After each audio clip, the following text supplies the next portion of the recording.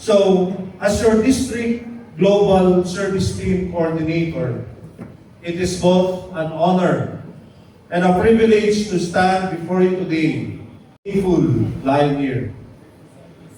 This year, our international president has given us a simple yet profound challenge through his theme, Rooted in Service. Why rooted? Because roots are unseen, yet they are the source of a tree's strength, stability, and growth. In the same way, service is the very foundation of Lionism. Before there were titles, awards, or recognition, there was service. It is the reason Lions Clubs International exists. Kaya po yung motto natin is, we serve. Now, our district governor, Prof. Eduardo Yambao, beautifully complements this vision through his inspiring theme, Mahal, Alaga, Halaga. Fellow Lions, these are not just 3 words. They define the kind of lion we are called to be. Mahal. We serve because we love. We love our communities enough to respond when there is hunger, illness, disaster, or even hopelessness. Alaga. We serve with care. We don't simply complete projects. We build relationships, uplift lives, and remain committed to those who we serve. And through that love and care, we create halaga. We create value, not only for the beneficiaries, but for our clubs, our district, and for Lionism itself. As your district global service team coordinator, my vision is very simple. Simple lang po. That is, every club serving, every lion participating, and every service making an impact, every impact being reported. This is not measured by the size of the budget or the grandeur of the project. Sometimes, the simplest act of kindness creates the greatest difference.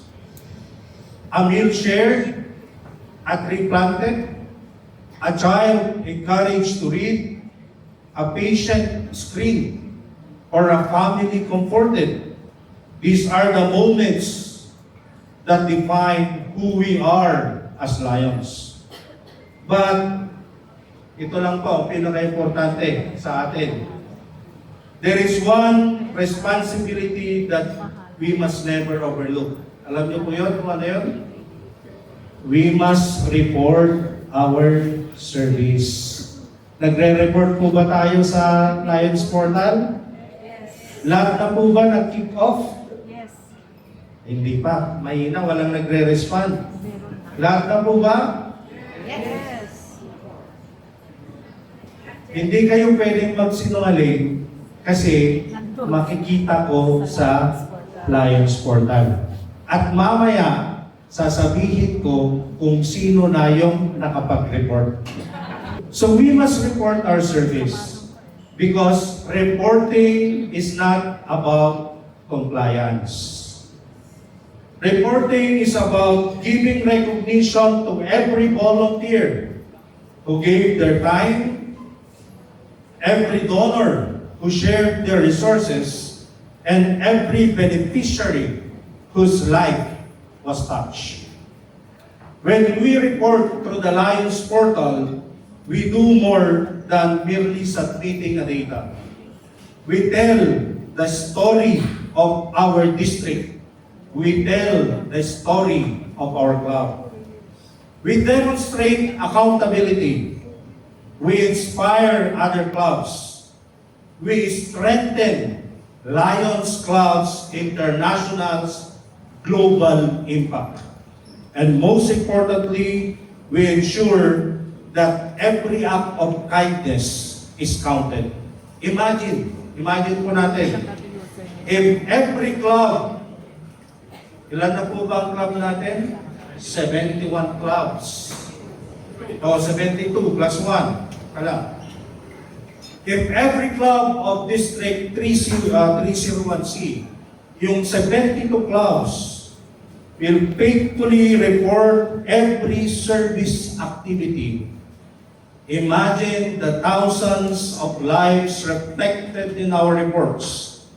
And imagine the message it sends that District 301C is rooted in service, living out mahal, alaga, halaga in every single day.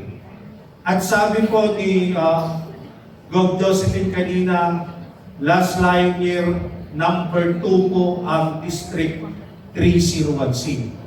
So if the 72 clubs now will make every reports, magiging number 1 po tayo. Kaya po ba natin yun?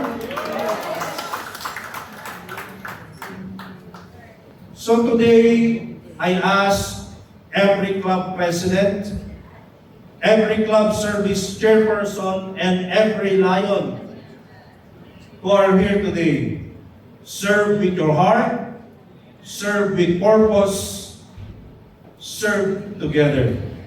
And when you serve, always remember, report it. Every service activity is a story worth telling. Every volunteer deserves recognition, and every life touch deserves to be counted. The District Global Service Team is here to support you every step of the way. We are your partners in planning meaningful projects, strengthening service initiatives, and ensuring that our collective impact reaches every corner of our communities. My fellow Lions, our success this year will not be measured by the number of meetings we attend, but by the number of lives we transform. Let us go forward with hearts full of mahal, hands ready to give alaga, and a commitment to create halaga in every community we serve. Together, let us remain rooted in service, united in purpose, and committed to making District 301C a beacon of hope and compassion. And this is your second Vice District Governor and Global Service Team Coordinator. You can always count on me. Thank you.